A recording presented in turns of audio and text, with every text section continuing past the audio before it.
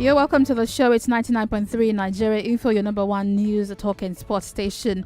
The 2020 budget was presented to the National Assembly yesterday in a joint session, and we're analyzing that budget for you. You can safely call this Budget 101. So we intend to help you understand the budget fully in the next 1 hour. If you're just joining us, well, you're in time because we're just starting. So invite every other person to join us. We're live on Facebook, also on YouTube at Nigeria Info FM. That means you can watch us live there right now. You can also join us on Twitter at Nigeria Info FM with your comment. WhatsApp is 08095 975805. You're welcome to the show. I'm Wemimo Adewuni. And I'm Sheriff Quadry. Rotimi, Sankore is still in the studio with us. Rotimi, good morning to you once again. We're back in the business of good governance in the studio. Gbolahan Olojede is also in the studio. Gbolahan, good morning to you. Good to be here too. Hopefully we'll be joined later on from our Abuja studio by an expert talking about the same thing. So you should know that you can join the conversation on our platforms and social media.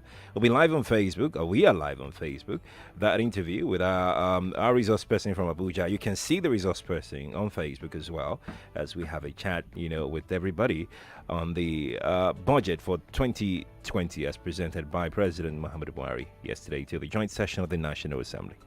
Emmanuel Ifa is a public affairs analyst and business editor. He'll be joining us live in Abuja, as Sheriff has told you. Well, during that presentation yesterday, here's what President Buhari said, just a summary of his presentation to the National Assembly yesterday. Accompanying the 2020 budget proposal is a finance bill for your kind consideration and passage into law. This finance bill has 5 strategic objectives in terms of achieving incremental but necessary changes to our fiscal laws government. The draft finance bill proposes an increase of the VAT rate from 5 to 7.5%. As such, the 2020 appropriation bill is based on this new VAT rate. Right. The Senate President also gave a speech at that presentation. This effort is to enable the federal government to provide those laudable objectives of physical infrastructure and socio-economic services to our citizens. Public as well as the private sectors need a reliable budget cycle that is predictable and reliable for planning and execution of their fiscal and financial policies and programs. It is therefore necessary that the present cycle is changed to a January to December cycle. In this regard, the National Assembly and the Executive must work together to ensure the realization of this very important objective. Ahmed Lawan there, Senate President. And also speaking, because it was a joint session, Femi Gbajabiamila, the Speaker of the House of Representatives, also had it to say. The appropriation bill that Mr. President has presented to us today is a statement of intent. Budget we enact into law will be proof of our priorities and a reflection of the values we hold. What are those values? Integrity, accountability in managing the affairs of state, and absolute commitment to the best interests of the Nigerian people. What are our priorities? Building an economy that provides sufficient opportunity for our people to achieve the dreams they hold dear. Equipping our children with an education that prepares them for the challenges and opportunities of a rapidly changing world. Protecting the rights of our citizens and securing them for internal and external aggression. This is our commitment. We will ensure that this commitment is reflected in the 2020 Appropriation Act. There you have it. It was a full session yesterday, and after the presentation, I heard some people chanting, "Say Baba, say Baba, say Baba." Looks like some of the lawmakers were pleased. Let's start with Gbolahan Olojede. The attempt is to return us to a January to December cycle, so it's easier to monitor. But how important really is a January to December cycle? The budget is a document that is meant to discipline us. That is, it creates numbers within which we're supposed to work. Those numbers are to guide us to a particular destination. So each annual budget is within a medium-term expectation. So they are meant to guide us along that path towards that medium-term goals that we have set for ourselves. Mm-hmm. So because it is a document of discipline, if it is rooted in indiscipline itself, that is the beginning of the flaw of that document. So such a document, if it's meant to start we run a financial year of January to December. By law, it wasn't just a coincidence. We passed a law that says the financial year for Nigeria is January to December. Where the discipline starts is to ensure that you have your budget signed and in place as of January 1. That's what I've done. So if you start by having a budget that is not signed or that gets signed into law 6 months after the commencement of the year, it shows, number one, that you probably do not have the right intentions for that budget to guide you into any destination in the first instance. So all you were doing is routine. So we must first of all get back to that pedestal where we can say a budget is passed into law at the very beginning of the year. How does this affect the implementation of the budget? I mean, plus what we've been doing before, what's wrong with the system we were running before? What would this really change aside the date? Yes, the laws did not envisage that we're going to be playing like that. But you also look at the fact that it is possible that sometimes the budget may not be approved at that point. So it prescribes how you can spend. Now, how you can spend may not necessarily be in line with what you seek to achieve within your medium-term expenditure framework. Therefore, you are just spending to keep life going. You're not spending in a bid to achieve a set goal that you have ahead of yourself. Right. So it is important that that budget be in place at the right time. I'm still going to stay with you, Gbolahan, because it's important that since we're setting the foundation for this discussion, the president signed the 2019 budget in May, 27th of May, just some few days towards the end of his first tenure. It's about 4 months now into the implementation of the 2019 budget, and we're talking about 2020. Does it bother you? Should we be worried about the implementation of the 2019 budget that we're not even talking about anymore, that we're now talking about the 2020 budget? It should bother everybody. But you know, the standard process is that if we are able to get this new budget in place by December, whatever money is still in the treasury that has not been spent is returned back, and it could be recycled into the current. Let's explain is that this. the practice, actually? Yeah, that's in that's the real what must be sense done. of it. that's what is supposed to be done. I mean, But in could a they do any other situation in thing? which the budget is not passed, that's when you can continue to spend under the. Let's prescription explain of the this law. like you buy your data. Remember, it's budget 101. So Yes. if you roll over your data to the next month, Yes. something like that will happen once we enter into the January to December cycle. This was meant to run into about May next year, the 2019 budget. So we kind of roll over the what we're carrying excess, from. right. I think I get where you're going. Where you're going is the impact on performance, on the budget performance. Exactly. Yes, the budget performance will be poor. As simple as that. For example, we did not start to release capital votes until the third quarter of this year because there wasn't. So what are we talking about? There is no way it will not affect the performance or the performances of those projects. Right. And every other thing that surrounds the budget. So it's in discipline. Let's give you a breakdown of the amount we've spent on the budget in the past year. 2009, the budget was 3.05 trillion naira. 2010, 4.4 trillion naira. 2011, 4.7 trillion naira. 2012, 4.9 trillion naira. 2013, 4.99 trillion naira. 2014, 4.96 trillion naira. 2015, 4.4 trillion naira. 2016, okay, so my eyes are jumping the lines here. 2017, 6.06 trillion naira, and 2018, 8.6 trillion naira there. So for 2019, which of course we're still running, the 2019 budget was presented in December 2018. It was passed May 2019. There were issues around that, taking so long to pass. It was then signed into law May 27, 2019. So as with the 2016, 2017 and 2018 budgets, the 2019 budget was prepared under zero-based budget principles, which required the justification of all government expenditure, with each ministry and department justifying its entire budget in detail. The 2019 budget was initially set at 8.8 trillion naira. It was reviewed and increased to 8.92 trillion naira, which translated to an increase of 90.33 billion naira and an overall increase of 58.53 billion naira in deficit. Let's look at the budget that was passed yesterday. Gbolahan, anything that stood out for you there? Number one, I think we should look at the numbers. When you read out the figures, the national budget for some years now, I think you said 2012 was 4.9 trillion. And Yes, this year, 4.9. we're talking of 10.33. It might look on the face of it that is more than double. We've really been moving pretty fast. Okay, but what happens when you reduce those numbers to dollars? Because when it was 4.9, we were at about 150 exchange rate. Today, we're at 305 official.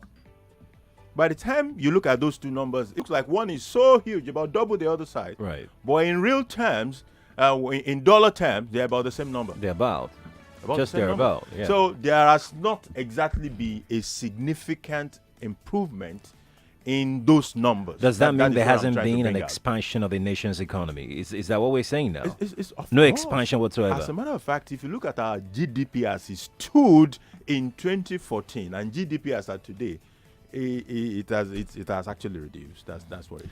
And in real terms, why this observation by Gbolahan is really crucial is that Nigeria is not an industrialized nation Fantastic. that can manufacture all the heavy duty machinery, all the consumer electronics, and a whole lot of those things that everybody needs or desires.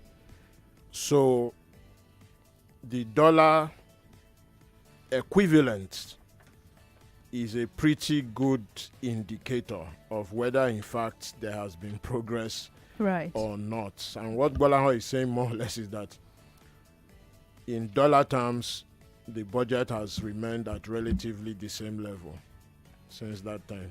So we practically, I mean, the money looks like it's bigger, but nothing But really we should ask ourselves, what exactly have we been doing significantly differently? over the years. Over the But years. Nigerians will ask the questions. We've been spending so much money and we've not seen commensurate, action on ground. The way you've explained it, we haven't really been spending more. Which Spending money? money. Where is the money we are spending? We don't even have this money to spend. Let's talk about the money we don't have, but let's do a breakdown of this 2020 budget. If you followed it yesterday, Works and Housing has got 262 billion naira. That's the biggest on the table. Power coming up next with 127 billion naira. Transportation has 123 billion naira. Universal Basic Education Commission, 112 billion naira. Defense has 100 billion naira. Zonal intervention projects, 100 billion naira. Agriculture and rural development, 83 billion naira. Water resources, 82 billion naira. Niger Delta Development Commission, 81 billion naira. Education has 48 billion naira. Health, 46 billion naira. Industry, trade and investment, 40 billion naira. Northeast Development Commission, 38 billion naira. Interior, 35 billion naira. Social investment programs, 30 billion naira. Federal Capital Territory, 28 billion naira. Niger Delta Affairs Ministry, 24 billion naira. We have about two things going to the Niger Delta. One for the Northeast Development Commission. Rotimi? That's for the Northeast, right? Yeah, one for the Northeast. You have the Niger Delta Development Commission with 81 billion. Then the Niger Delta Affairs Ministry with 24 billion. Well, let's just kick off from what Gbolahan and I were talking about earlier in terms of dollar terms. This our Works and Housing budget is not even $1 billion. It's not $1 billion for a country of 200 million people, and with the deficits that we have in housing, conservatively put at 18 million housing units. I mean, most real experts believe it is well over 20 million. But Because the fact there that are this actually get a chunk of the budget. no, it's not that the chunk. The chunk is irrelevant. It is what is it aimed at achieving. So, I mean, you could have 100 naira and allocate 70 naira of it to something. What you may need to solve that problem may be 7,000 or Right. 70,000. Right. That you are allocated 17 naira to it is the chunk of what you have. How does that solve the problem? The thing is this: the strategic deployment of resources needs to reduce the deficits in key indicators. And let me just expatiate. So, it is said, and most people know, the report just came out a few days ago, that an estimated 98 million Nigerians are living in multidimensional poverty. This is just not ordinary poverty, because it means that first, you don't have enough money to look after yourself. That is one. On top of that, you don't have access to housing. You don't have access to education. You don't have access to health. You don't have access to power. You don't have access to any proper transport.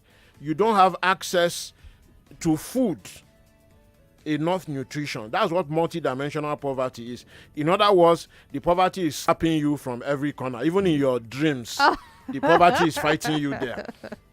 Now, if a budget is being put out, what that budget should be aimed at addressing is to reduce those deficits in the multidimensional poverty.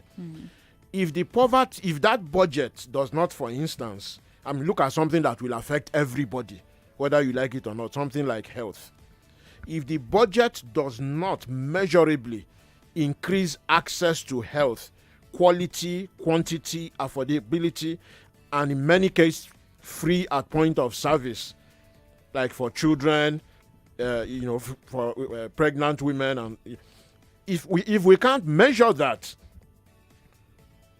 then nothing has happened. 1% has been earmarked from the consolidated revenue to finance basic healthcare. What does that mean? Very significant if we can implement it. Because see, the basic health is at a very horrible state as we speak. Those primary healthcare centers are not functional, and that is why people are showing up in Luth with malaria. And we don't have enough bed space because they shouldn't even be there. So a lot of basic issues, basic things that we used to have dispensaries in those days. What happened to all of them? They disappeared. So you made a comment about if it's properly implemented. That's a basic problem. Implementation in every aspect, every sphere, definitely, in our polity. How do we ensure it's not enough to just appropriate 1% of the TSA, to basic health? How about implementation, like you said? How do we ensure that this is properly implemented? I was deliberate when I use those words because somehow I was involved in that bill itself. Okay. That bill has been passed, I think, 3 years or 4 years ago or thereabout. And the question is, what has been the implementation status of that? For a while, you have to think of how you're even going to implement that bill, because any bill that has to do with money, you now have to work out the details after the bill itself has become law. Right. Then the process of working out the bill, 1 year passed, nothing happened. Maybe it took about 2 years before we even started to look at, we need to start obeying this law. It's a law of the Federation. And then the provisions that were made, were they really deployed? How much effect have they made? I don't think we have made significant impact. But it is something that will help us change the face of healthcare as far as the basic care. That is what more people. It will go a long way. It will go a long way. Let's talk about how we intend to generate revenue. I mean, this is the bus stop we've all been waiting for. And the proposed budget and the MTF, that's the medium-term expenditure framework, and the FSP were approved and submitted by the Senate after recommendations put forward by the National Assembly Joint Committee on Finance and National Planning. Let me just give you a summary. We propose an increase in the revenue target of Nigerian Customs Service from 942.6 billion naira to 1.5 trillion naira, based on the performance of the Nigerian Customs Service in the last 9 months. It's also recommended that 557.4 billion naira from the revenue increment of the customs be used to reduce borrowing by 200 billion naira and to increase capital expenditure, which will then decrease the size of the budget deficit. This proposal I mean, we're expecting that we're getting more money from the customs, and it looks like the customs have been working. They said they've been making They've been making more money in the past few weeks. You think we can sustain this? Does this mean we're going to keep the border closed a particular for longer? picture for us so that we can see the context. I will start by saying I don't think that this budget will achieve much. At the same time, it can achieve much. The much it can achieve is that we can use it as a basis for building trust. There's a loss of trust in the system. And for example, we had said we may not be taking on new projects. Our capex is going to be focused strictly on the existing projects that are ongoing. If we can just deliver on those ongoing projects, we will be building significant trust. Our revenue is very poor.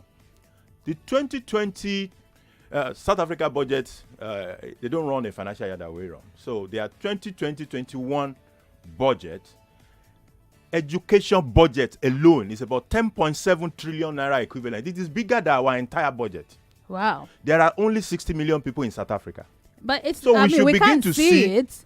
I mean, they are spending so much, but we can't even see it there. When you go into those societies, you can see it. Can Because we? the the deficit, infrastructure. so in South Africa, there is a deficit in education, which is a carryover from apartheid. Yes. Under apartheid, only white people had access to quality education. Black people, the quality, the type of education imposed on black people was described as Bantu education.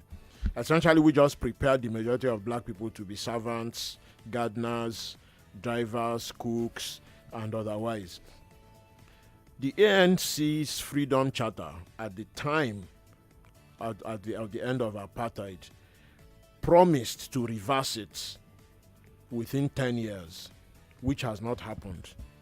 They promised to reverse the housing deficit within 10 years.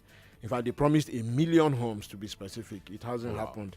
It's a lot of those things that has led to the inequality in South Africa. Which is why I said we're not seeing which it. drives xenophobia. Yes. But the point that Gbolahan is making is that they are investing more than Nigeria. It is not enough to cover the deficit as quickly as they should, because look, What's the population of South Africa again? 60 million. What's the 60. population of Nigeria? 200 If million. they're spending so much on education, which is even much more than the total of We our should almost budget. be seeing the I impact immediately. mean, which It means is we have the the same impact- problems of it is implementation. having an impact. It's not no, just no, as no. quick They are as having a problem of inequality as well as we are having.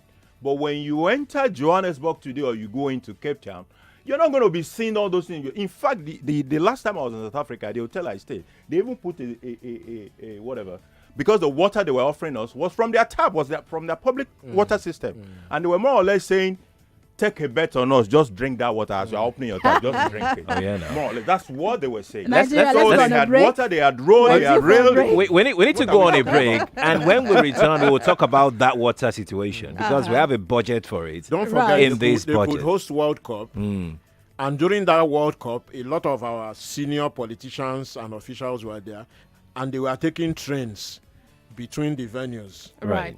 Let's go on a break. You can't even Nigeria. take train inside Lagos. And for where when we come back, we'll be joining up with Abuja. We're having issues with that connection, but as soon as we come back, we're sure that should be fixed. We have a public affairs analyst and economist waiting for us in Abuja to join this conversation. That will be after the break. We're talking about the budget, the 2020 proposed budget, analyzing it and helping you understand how it would work. 7.5% VAT has been proposed by the president, amongst other things. Join us again after the break for more. I'm Wemimo Adewuni. And I'm Sheriff Quadry. From your number one talk news and sports station. This is the Morning Crossfire with Wemimo and Sheriff.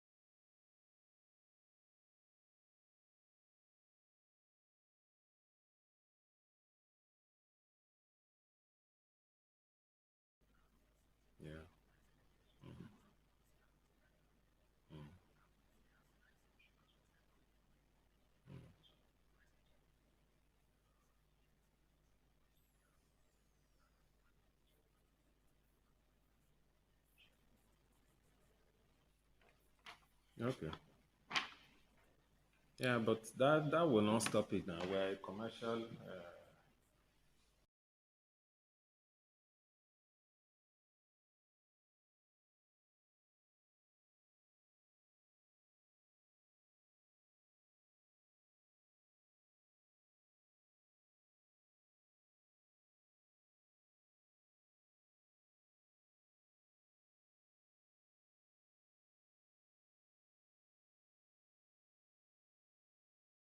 Wemimo and Sheriff.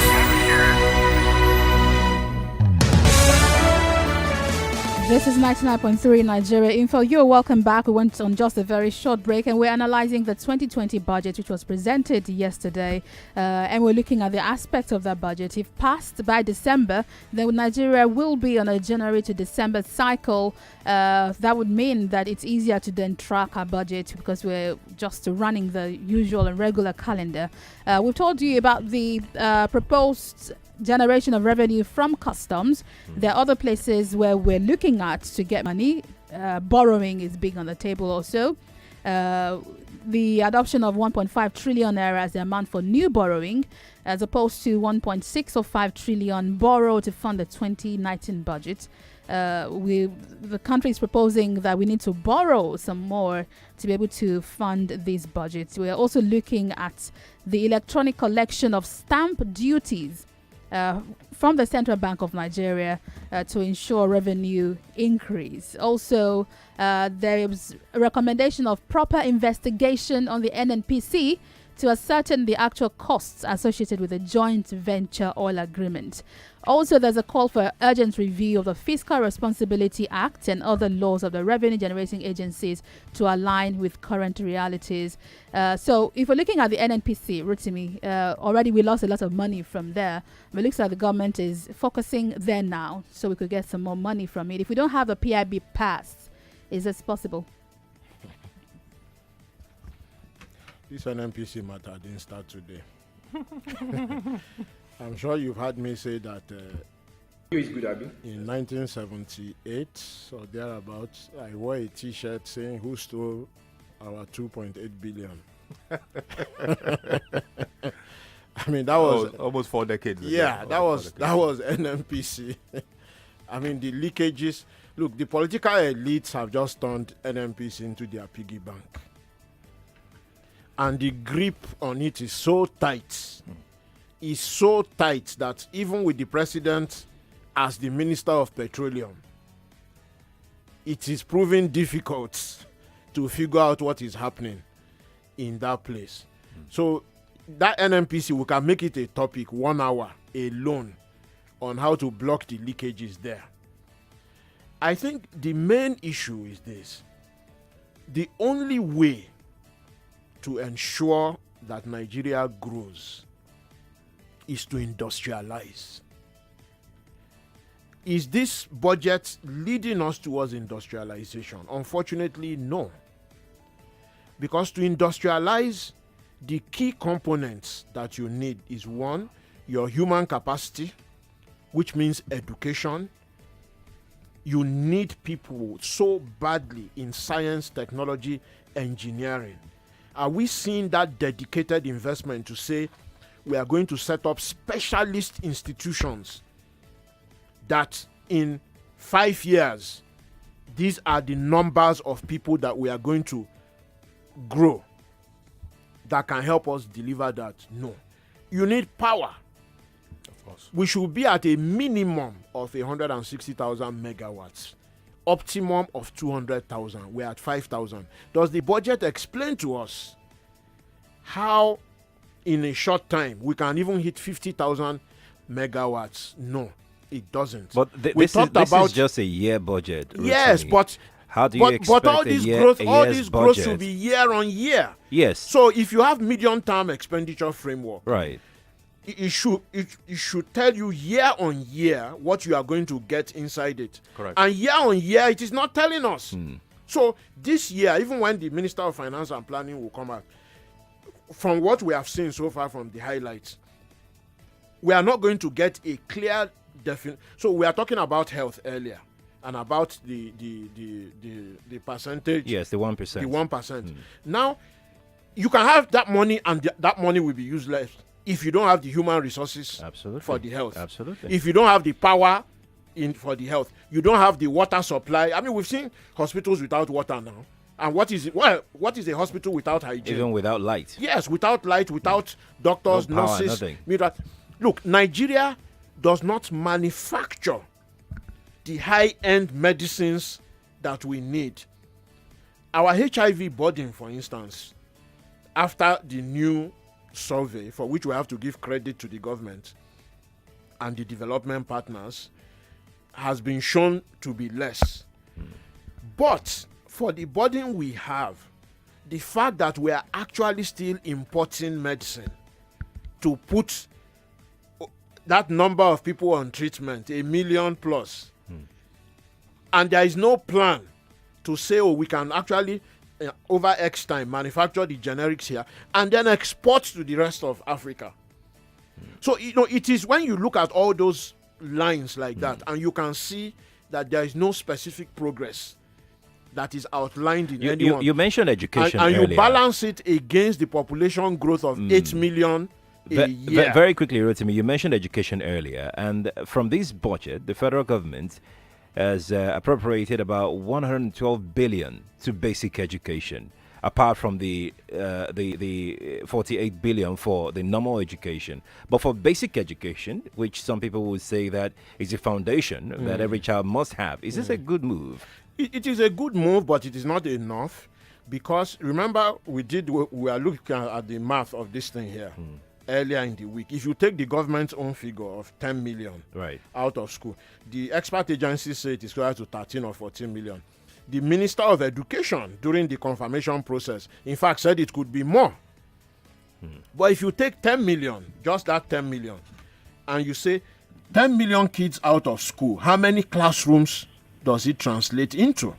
It's over 300,000 classrooms, and those classrooms need teachers. So over 300,000 teachers, over 300,000 teaching assistants. If you break those classrooms into schools, going by the government's figure of 10 million, that is over 13,000 schools needed. Does this budget show us how those 13,000 schools are going to be built? Remember that the UBEC funds also has to be accessed by the state. You have some state that it's a counterpart funding. Yes, which is why I always make the point that one of the gaps in our developmental planning is that the ministries do not work in clusters. I have never seen this kind of thing before in a federal system where the ministries don't work in clusters. And this should be vertical and horizontal. What does that mean? It means, for instance, that the Minister of Education should have a pre-budget meeting with the commissioners of education, so that we break down and say, so this 10, 13, 14 or 17 million children out of school, depending on whose figure you are working with, in which states are they? At what level are they? What kind of classrooms and teachers do you need for them? We haven't mentioned, by the way, the vocational training, which is key to growing the economy. That one is even, where is the budget for vocational training here? You need to build those schools separately. Now, you don't see that kind of vertical process, so that the federal government can confidently say, if the Minister of Planning comes to the National Assembly, can say, okay, so at the federal level, this is how much we are putting down. From each state, this is how much is expected, when and where. Let us introduce our guest joining us. So that this can be done. Sorry, from Abuja. One minute, Rotimi, please. It's been on the line for a while. Emmanuel Ifa joined us from Abuja as a public affairs analyst and business editor. Good morning. Thanks for joining us. Very good morning to you. Good morning. We need you to speak louder, please, so we could hear you better. Okay, a very good morning to you. Okay, thank you for joining us. If you're also watching us on Facebook, you would be able to watch Emmanuel Ifa as he joins us for a few minutes before we head to the phone to get your comment. He's a public affairs analyst and business editor. You followed the presentation of the budget yesterday. We've gone through the proposed revenue generation process, which includes focusing on custom 7.5% VAT increment, and of course also looking at generation from the NNPC. Are you impressed with our proposed revenue generation compared with our intent to borrow?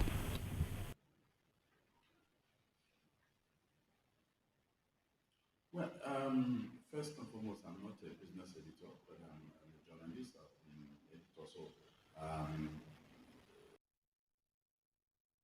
That I just want to correct that. Yeah, I'm not really impressed with the revenue generation because when you look at the assumptions, even from what was in the current budget of 2019, you will clearly see that there's a big shortfall. The revenue was projected. So far, the government is just within the neighborhood of 58%, and which explains why the entire budget, I'm not sure this 2019 budget will be measured up to 50%. And so looking at that, and then when you even look at the projection for next year, invariably it's going to affect the projection for next year. So I wouldn't say I'm impressed. I'm not sure anyone would. Let's talk about our debt servicing. It's quite vital when we look at our budget for the year. It's about 2 trillion that the federal government is proposing to service debt. This, just to note, will not stop the government from borrowing in 2020 when we get there. Yeah. How do you think this will affect the implementation of the budget? Well, borrowing is also, it's like I have an intention of borrowing money from someone. It is dependent on who I want to borrow the money from. Will they be willing to lend me the fund? So so this is, as I say, it is all dependent on the one who is supposed to borrow me the money. If I do not find the money, if the person is not willing, or the terms and the condition of which I want to borrow the money is not favorable, acceptable to the borrower, what happens? So this also in itself is a big challenge. And then even when you borrow, servicing of this debt, if you look at it from the budget, it's huge, almost close to more than what is budgeted for capital projects. So it's a huge deficit, it's a huge challenge, a very difficult one. And that's why I tend to agree with those who say, no government in the world has enough money. And this is why I think we should put policies in place where we attract private funds. There are a lot of private funds out there, even in country. So it's for us to now begin to think how we can come up with those policies, those things that will be attractive to the private funds to actually come and invest in some of this, particularly like the area of infrastructure. Most of the money you are spending on building roads, what about if you begin to now attract private people to put money into developing these roads, and maybe you recover that. I'm aware that the government is talking about tax incentives to get, which I know the likes of Dangote have already taken advantage of. I'm aware that somewhere around Kogi, Bajana and Kaba, Dangote is already doing something on that. And I think in Lagos too, if I'm not mistaken, Apapa Road, I think Dangote is taking advantage of that. And we could do so much more. If you look at it, Lagos down, if you look at Lekki, I think, no, not Lekki, is it Lekki, yes, whereby Quadry came in. But the way our manner is structured is haphazard. I think we need to sit down and structure it properly in such a way that probably back it with legislation so that you attract huge private funds, so that these other funds, you free up funds to invest in other areas, particularly the ambitious dream of lifting 100 people out of poverty. So you now channel those funds to those areas. These other areas, they are themselves, they can, if private people invest, they can recover their money from there. So I think the government should really sit down and see how this is. Probably the National Assembly too can also begin to think about how they can begin to come out with legislations that will guarantee and be attractive to the private funds. The foreign reserves, the country is pretty happy with the state we're at. The MTEF, looking through it, states that as of September 2018, external reserves stood at $44.31 billion. And as of course then led to the stability of the exchange rate. Correct. This is looking good for us. For the stability of the exchange rate, yes, because there's a way the international community judges that figure in relation to trading with us. So if it is not robust enough, because of the state we are, actually, if it's not robust enough, you may have exchange rates. It may affect exchange rate situation. The fluctuation is bad. Yeah. You mentioned something I would like to comment about the debt. Right. It's actually about 2.45 trillion, which is bigger than the capital expenditure for the year, which is just about 2.1 something. But out of that 2.4, 70% of it is still for domestic debt. So it's still coming to people who have borrowed government money within the domestic economy. You know, so the question will be: is that good or is it bad? You know, but we should also mention something that government is doing. There's an approved price list now, so which means because there's a major problem with pricing. Those numbers you see in the budget might not necessarily be good enough, but we now have an approved price list which is online, which is meant to be the basis for determining what you put in the budget. Apart from that, there are also caps on what those ministries can budget, which could be some form of control. Can you help elaborate on the price list? That price list sounds really good. Okay, let me to drive home that price list. This was me analyzing 2018 budget, and you have situation in which price per unit for solar street light was 500,000 naira under a particular ERPG, and it was 1.2 million under another. Wow. You have solar powered borehole, which range from 4.2 million for one to 19 million for one. Oh, wow. Yeah. So you have a problem with pricing. So if you can harmonize with and contracts, with constituency projects. Exactly. Let me also be specific that these are insertions by the National Assembly. So they are mostly in the constituency project area of things. But at least whether it is constituency or it is core project, if there is a standard, we know that it helps a lot. Right. This will help Nigerians have some more trust in the government. This looks good. Indeed. Let's quickly prepare to go to the phone lines right now because we'd like to get a feel of what Nigerians have got to say as regards the budget presentation by President Muhammadu Buhari. If you're just listening, tuning in, you're welcome. You can view us live on Facebook at Nigeria Info FM. Feel free to like our page on Facebook so you can view our guest all the way from Abuja talking to us live on that Facebook page and drop your comments there as well. Our WhatsApp line is 0809 597 5805. That is 0809 597 5805. And here are the numbers you can call to be a part of the show. Call us on 01-277-0993, 01-277-1993, 01-277-2993, and 01-277-3993. This is Nigeria Info. We are listening. Yes, we are listening. We are analyzing the budget for 2020 presented by the president yesterday. We have Gbolahan Olojede with us in the studio. We also have Rotimi Sankore here. And we have on the line from Abuja, Emmanuel Ife, public affairs analyst and a journalist who is also joining us live on Facebook. You can watch and see him there. Remember, when you join us with other phones, please keep your comments brief so we can have as many as possible. That's right. Austin is joining us from Surulere. Austin, good morning to you. Yeah, good morning, Sheriff. Good morning. Good morning, Rotimi, and all every person in the studio. Good morning. Okay, I think my takeaway from the analysis that Rotimi has given us is the fact that we've not really started by way of getting our priorities right. Okay, these sums of money which have been allocated for various things, where are the breakdowns? Where are the specific? Upon which, like Rotimi talking of schools, talking of healthcare, when you go there, in this sector, what do we intend to achieve? I think those are the areas we normally get from. When we begin to get it right from there, I think we shall move forward.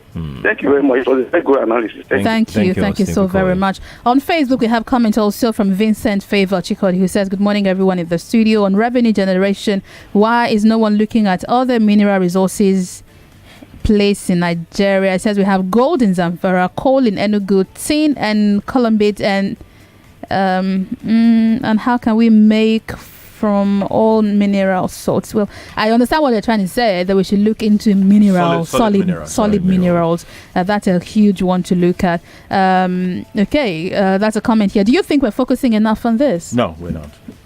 That's also where part of the restructuring debate is coming from. Right. That there are only 24 hours in a day. The federal government cannot claim to own everything in every state and the states cannot even exploit those minerals to generate their own revenue. Isaac has been on. He's calling us from Ikotun. Isaac, good morning to you. Yeah, good morning. Good morning, Isaac. Rotimi. Morning. Good morning. Morning. Yes. What I want to talk about is the discipline in spending. It doesn't matter how much we have. What matters is what are we going to do? How are they going to invest it? Are they going to be honest in investment, in spending the money? Or is half of the money going to go into private pockets? That is where our problem is. All those leakages must be blocked. Zip them up. And we will find our way. Invest much on power. Before God created the earth, He said, "Let there be light." If we don't have light, how can we find our way? Even God If we don't have, God accepted the fact that you need light to do things. I like it when you put it that way. I mean, thank you so much. Appreciate it. Let's give a brief summary of this. Non-debt recurrent expenditure stands at 4.88 trillion naira. Capital expenditure 2.14 trillion. Debt service 2.45 trillion. Capital project 2.46 trillion naira. Increase in VAT from 5% to 7.5%. GDP growth rate projected at 2.93% and deficit at 2.8 trillion naira. We also base our oil benchmark on $57 per barrel. Very conservative, or reasonably conservative. Right. Jonathan is joining us from Ajawa Estate. Jonathan, good morning to you. Yeah, how are you doing, Sherry? You're doing good. Good morning to every guest in the studio. Good morning. I want to appreciate the topic we've been talking about right from the morning. Now, I think in the first place, our borrowing rate is very high, and which is avoidable as far as I'm concerned. Why do I say so? And the fourth, we have a gold mine which we are yet to tap fully. I really appreciate this government that they are taking a policy right now that will make sure every shipment comes into our port at a GT. Another gold mine which we are also yet to tap is because of our nature as corrupt nation, which is tax. A whole lot of us are not paying tax, which is statutory everywhere in the world. These are places, avenues that this government can get rather than borrowing. But it's just that even the government itself, over time, when they have not trusted themselves that they will deliver. That's why they cannot even walk up to an average Nigerian and ask for his tax confidently, because they know that they are going to really see the money to collect it. So these are avenues they can use to generate money rather than borrowing and plunge us into more debt. I think we should look inward. Even in our manufacturing, we should look inward. Everybody should look inward these days. Right. That's what I think. Jonathan, thank you. Rotimi, very quickly, let me come to you on this one. And it's important we talk about it. Transparency in budgeting.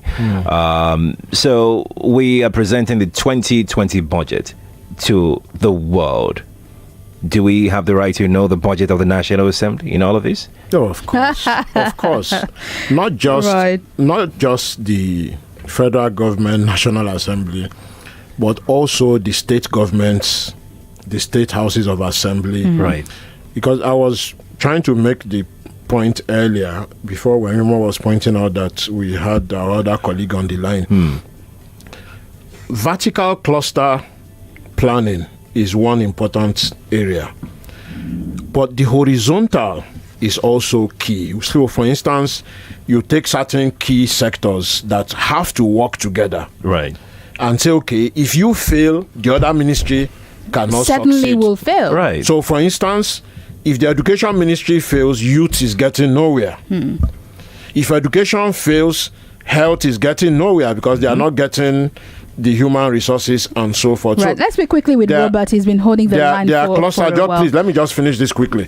If those clusters don't work together, now the only way we know that the clusters can work together is if we can see the budgeting for all of them. Ministry. All right, let's speak with Robert. Robert, thanks for holding the line. Good morning. Good morning, Rotimi, Wemimo, and all the guests at the studio. Morning. Good morning. You're welcome. Nice to join the conversation this morning. Thank you. When I look at Nigeria, and put forth in the last I am so 3 sorry, to 4 Robert. years.